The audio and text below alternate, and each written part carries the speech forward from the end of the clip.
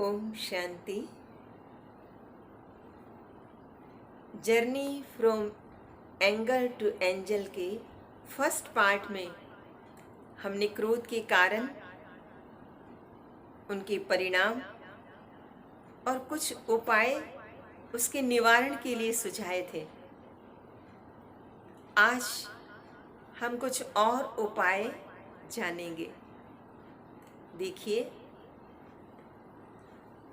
हमारी चाहना है कि हमारी जिंदगी खुशहाल और खुश मिजाज रहे।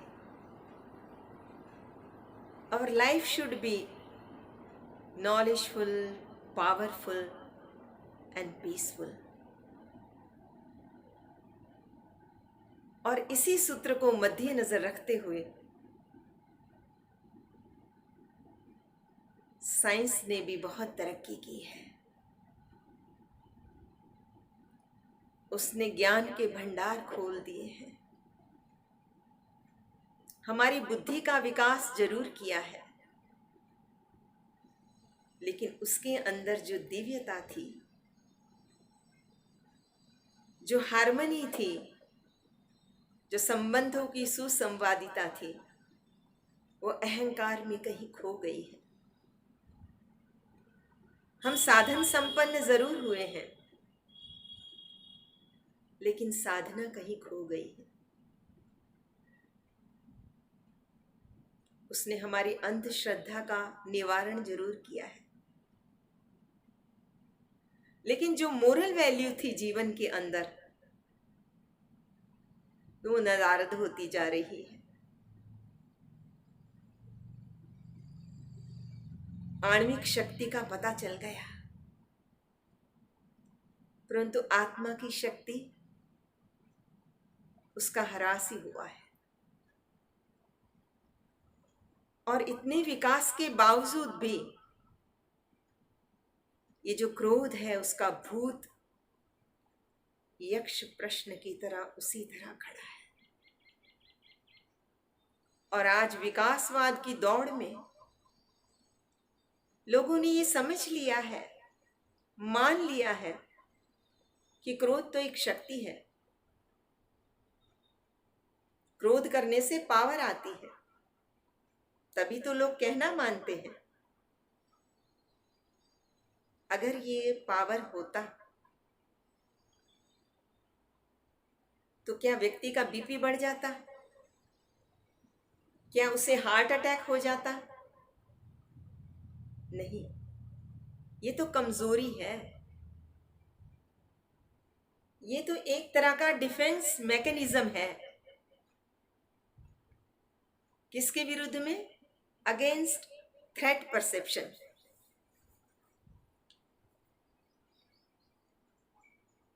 देखिए, क्रोध आता कब है?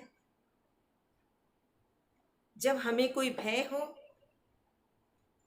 या कोई खतरा हो, तभी आता है ना। या कोई हमारी डिग्निटी के ऊपर हमें लगे कोई अटैक कर रहा है, या ईगो हर्ट हो रही है, उस समय ही तो व्यक्ति क्रोध करता है। तो actually this is a kind of crisis management. For example, जैसे सांप को जब खतरा महसूस होता है तो वो फन खड़ा कर लेता है। ये उसका, भले वो काटे नहीं, लेकिन एक प्रकार से वो क्या करता है, अपना डिफेंस का एरिया बढ़ा लेता है। मान लो किसी व्यक्ति के पीछे कोई कुत्ता पड़ जाए तो क्या करेगा? वो सिर पे पांव रख के भागेगा,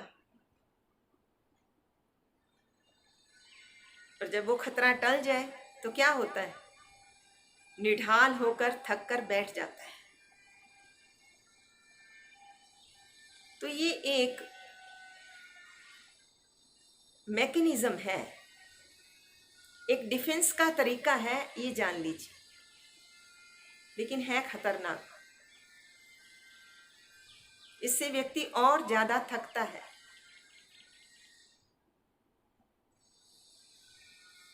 एक और चीज कि क्रोध न आए, उसके लिए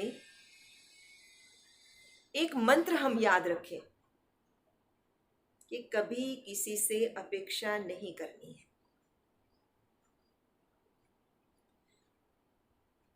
एक्सेप्ट कर लेना है, लेकिन एक्सपेक्ट नहीं करना है। वैसे भी आप देखिए, कभी भी हमारी सारी अपेक्षाएं तो पूर्ण नहीं होती हैं। तो इसलिए कम से कम अपेक्षा रखें, और जो भी व्यक्ति जैसा भी हो उसे स्वीकार कर ले। कैसे? ऐसे ही जैसे वो परम पिता परमात्मा हमें स्वीकार करता है। हम जो हैं, जैसे हैं, उस रूप में स्वीकार करता है। उसने कभी कंप्लेन नहीं की है। और मान लो व्यक्ति फटीग के कारण, ओवरवर्क के कारण, ओवर स्ट्रेस के कारण परेशान है, या छोटी छोटी बातों में वो क्रोध कर रहा है, रिएक्ट कर रहा है, तो उसे बीच में थोड़ी रेस्ट ले लेनी चाहिए। आंखें बंद करके थोड़ी देर गहरे सांस ले, प्राणायाम कर सकता है, ध्यान कर सकता है। क्योंकि लगातार काम करने से भी व्यक्ति की एनर्जी क्षीण होती है। वो चाहे तो वो उल्टी गिनती भी गिन सकता है। कुछ मनोवैज्ञानिकों का ये मानना है कि जब भी क्रोध आए, उस समय मन को डाइवर्ट करने का प्रयास करना चाहिए। तो उल्टी गिनती द बेस्ट है। इससे मन पर थोड़ा जोर तो पड़ेगा, परंतु 20 से 1 तक आते आते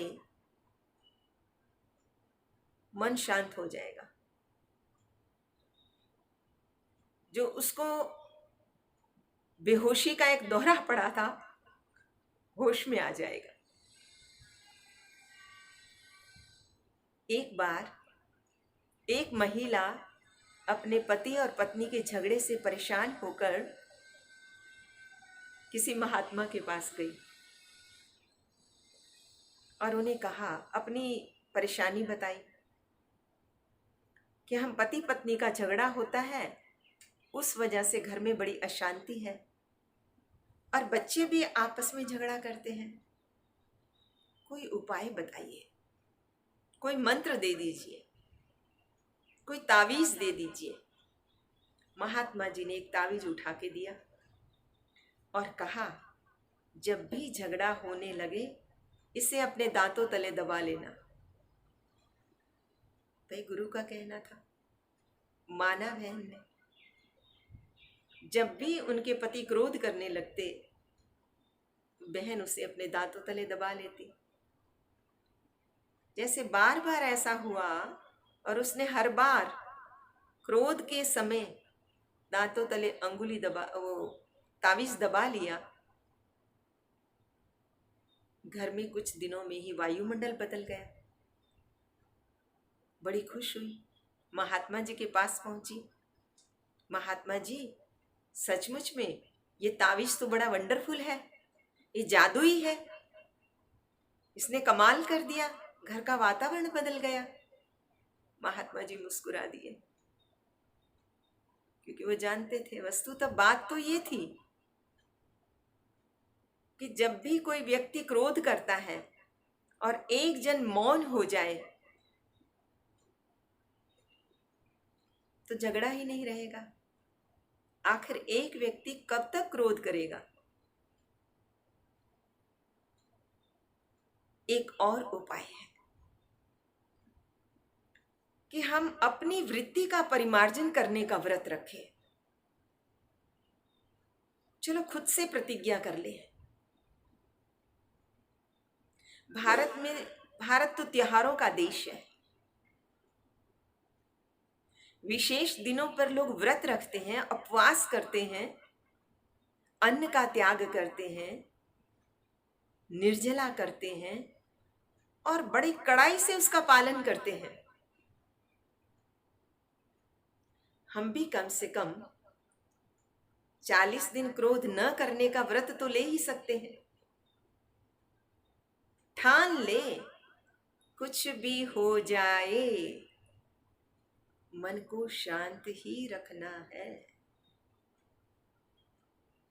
चलो क्रोध निवारण का 40 रखने का व्रत ले, जैसे हनुमान 40 करते हैं ना, ऐसे।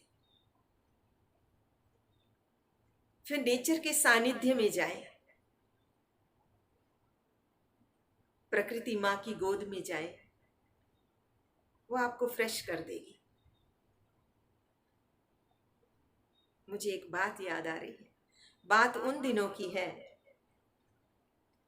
जब शिमला में माल रोड के ऊपर, रिज के ऊपर लकड़ी के बड़े बड़े बेंचेस होते थे और उस पे लोग बैठकर सामने प्रकृति के नज़ारे देखा करते थे। शाम को सूर्यास्त देखते थे। मैं और मेरे पिताजी रिज पे वैसे उसी बेंचों पे बैठे हुए कुदरत का नज़ारा देख रहे थे। शाम का समय था। मैंने देखा एक व्यक्ति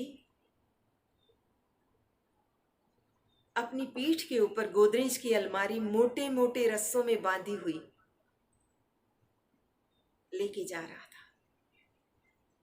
अकेला आदमी इतनी भारी अलमारी को उठा के ले जा रहा था। मुझे बड़ा तरस आया।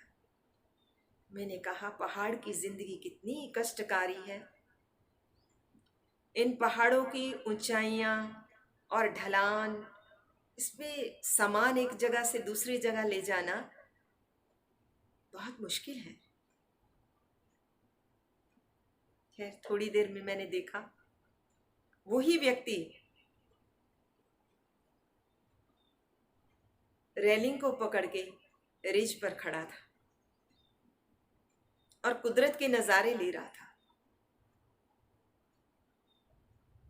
फ्रेश एयर से उसका तन की जो थकान थी वो मिट रही थी और सामने सूर्यास्त का खूबसूरत नज़ारा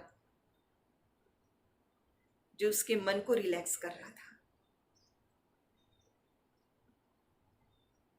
उन दिनों बोरांस के फूल खूब खिले हुए थे,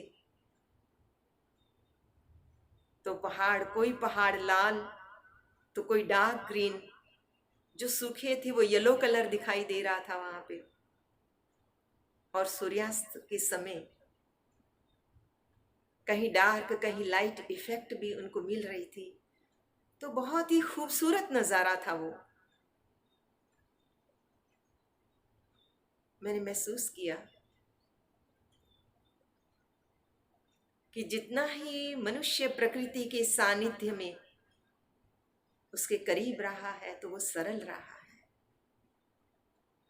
और जितना जितना दूर हुआ उतना वो क्लिष्ट होता चला गया।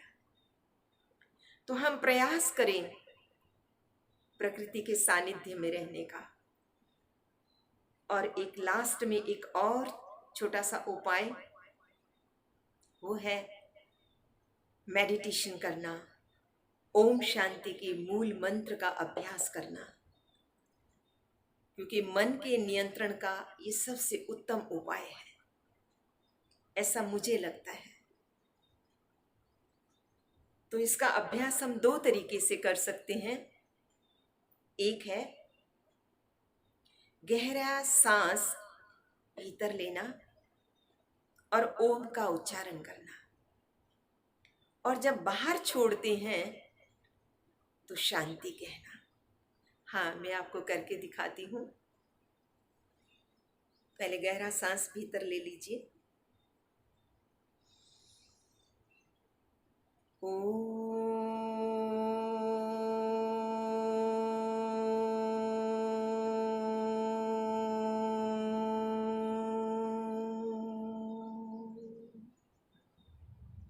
शांति। शांति मन में बोलनी है, वो बोल के दिखाती हूँ।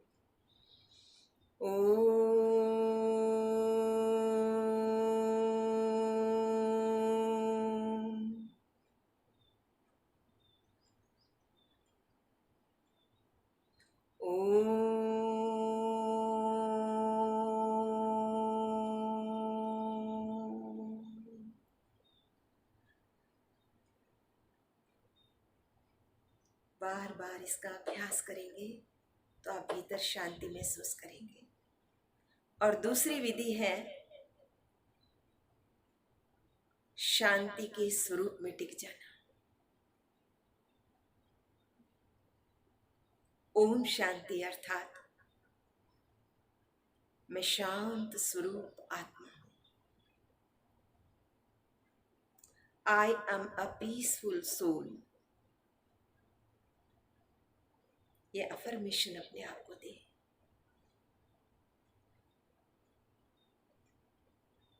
शांति के सागर परम पिता परमात्मा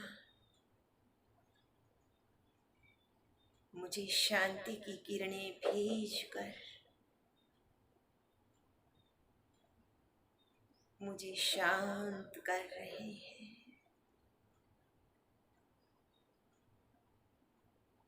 शांति की किरणें मेरे रोम रोम में समाती जा रही हैं।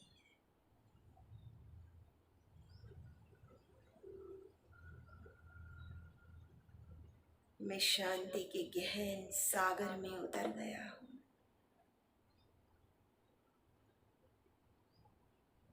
पूर्णतया मौन से भर गया हूँ।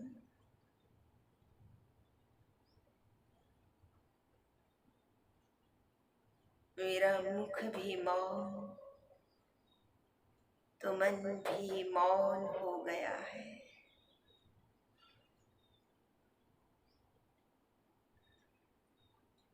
चारों तरफ शांति ही शांति है।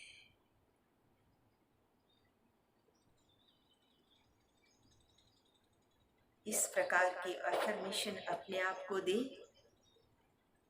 एकांत में शांति में भी इसका अभ्यास करें। आप अपने भीतर जरूर परिवर्तन देखेंगे।